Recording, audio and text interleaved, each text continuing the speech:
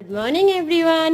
Life with সঙ্গে day 49-এ তোমাদের সবাইকে ওয়েলকাম। প্রতিদিনের মতন আজ সকালটাও শুরু হলো ভেজানো আমন্ডস আর কিসমিস খেয়ে। তারপর রেডি হয়ে চলে আসলাম আজ বাবার যে ব্যাংকুয়েটে কাজ আছে সেখানে। আমার বাবার ডেকোরেটার্সের বিজনেস, তাই আজকে আমি এসেছি ব্যাংকুয়েটে বাবাকে একটু হেল্প করতে। যেহেতু আজকে কাজের চাপটা বেশি তাই, আর আমি ঘরে আর বাইরে সব দিকের কাজই সমানভাবে করতে পারি। বাড়ি এসে দেখি মা রান্না করছে ইলিশ মাছ। তারপর চলে আসলো নায়কা থেকে আমার একটা পার্সেল। দুপুরের লাঞ্চ সেরে বসে পড়লাম একটু ডিট্যান ফেস প্যাক লাগাতে। আর ফেস প্যাক লাগাতে না লাগাতেই মনে পড়লো অনি বলেছিল কলা পাতা কেটে রাখতে, তাই একটা ছুরি নিয়ে আর মাকে নিয়ে চলে গেলাম পাশের বাড়ি থেকে কলা পাতা কাটতে।